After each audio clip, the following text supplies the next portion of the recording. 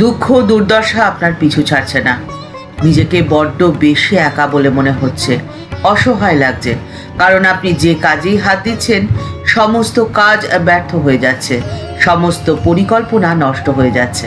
আপনার সমস্ত পরিকল্পনাকে বাস্তবে রূপ দেওয়ার জন্য আর ব্যর্থতাকে সফলতায় রূপান্তরিত করার জন্যে আজকের পর্বটি সম্পূর্ণ দেখুন। আশা করি উপকৃত হবেন। 5টি কথা আপনাকে মনে রাখতেই হবে। প্রথম, নিজেকে রাজা ভাবুন।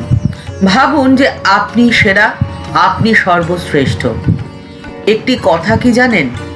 সিংহ বনের রাজা সেই জন্যে নয় যে পশুরা সিংহকে রাজা বলে ভাবে। সিংহ রাজা এই জন্যেই যে সিংহ নিজেকে রাজা ভাবে। আপনি যদি নিজেকে রাজা ভাবেন তবেই আপনি রাজা, না হলে আপনি ফকির। আপনি যদি নিজেকে রাজা ভাবেন তবেই আপনি বিজয়ী, না হয় আপনি পরাজিত। পরাজিত হয়েও জয়ী হওয়ার শক্তি আপনার মধ্যে তখনই আসবে যখন আপনি নিজেকে শ্রেষ্ঠ বলে মনে করবেন। আপনার চাল চলন হবে সমস্ত সিংহের মতো, অর্থাৎ বনের রাজা সিংহ কিন্তু একা চলে, তার কাউকে প্রয়োজন হয় না। আপনারও যেন কারো প্রয়োজন না হয়। আপনার চারপাশে কে থাকলো আর কে না থাকলো সেই নিয়ে একদমই মাথা ঘামাবেন না। একলা থাকাকে কার্যকরী করে তুলুন। একলা থাকাকে আপনি আপনার উন্নতিতে ব্যবহার করুন, আপনার মানসিক উন্নতি, আপনার শারীরিক উন্নতি, তাহলে আপনি জয়ী হবেন। তৃতীয় যে কথাটি আপনাকে মনে রাখতেই হবে সেটি হলো আপনার মনকে লোহার মতো কঠিন এবং কঠোর করুন। লোহার তরবারিতে হয়তো মরচে পড়লেও পড়তে পারে, কিন্তু লোহার মতো মন হলে তা তো সহজে ভেঙে যায় না। বজ্র কঠিন লোহার মতো মনই আপনাকে জয়ী করতে পারে। চতুর্থ যে কাজটি আপনাকে করতে হবে, নিজেকে সময় দিতে হবে। নিজের সাথে নিজেকে সময় দেওয়াটা সব থেকে বেশি গুরুত্বপূর্ণ। ভিড়ের আওয়াজ যখন থেমে যাবে তখনই আপনি নিজের আওয়াজটি শুনতে পাবেন।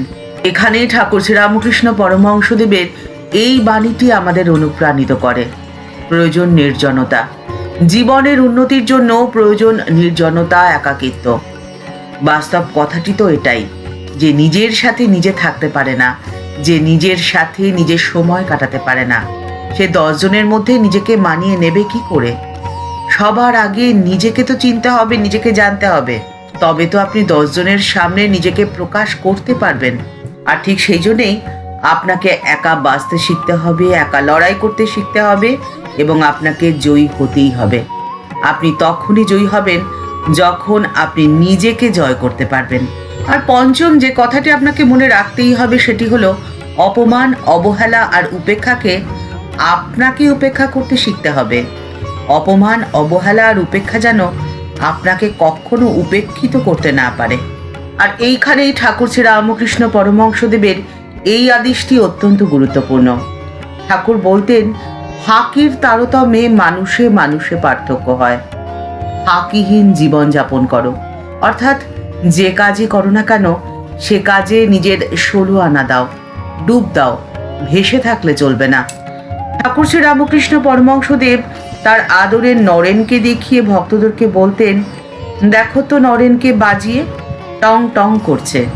গঙ্গাধরও ওরকম ছিলেন, অর্থাৎ 16 আনা মন দিয়ে সমস্ত কাজ ঠিক ঠিক করা। আর শ্রদ্ধাবান মানুষ সব থেকে আগে নিজের প্রতি শ্রদ্ধাশীল হয়, আর শ্রদ্ধাশীল মানুষ সবসময় ফাঁকিহীন হয়। নিজেকে যদি শ্রদ্ধা করতে শেখো তাহলে নিজেকে কখনো ফাঁকি দিতে পারবে না। ফাঁকির অভ্যাস এমন একটি গর্ত, যে মানুষ খোঁড়ে সবার আগে সে নিজেই সে গর্তে পড়ে। আর ঠিক সেই জন্যেই ফাঁকিহীন জীবন যাপনের মধ্যেই রয়েছে জীবনের সার্থকতা, জীবনের সফলতা, জীবনের আনন্দ। ঠাকুর মা ও স্বামীজির চরণে প্রণাম জানিয়ে আজকের পর্ব এই পর্যন্তই। দেখা হচ্ছে পরের পর্বে।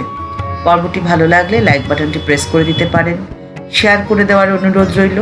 আর এই চ্যানেলটিতে নতুন এসে থাকলে চ্যানেলটিকে সাবস্ক্রাইব করে বেল বাটনটি ক্লিক করে দিয়ে অল বাটনটিতে ক্লিক করে দিন, তাহলে এই চ্যানেলে ভিডিও আপলোড হলে আপনার কাছে সবার প্রথমেই নোটিফিকেশনটি যাবে।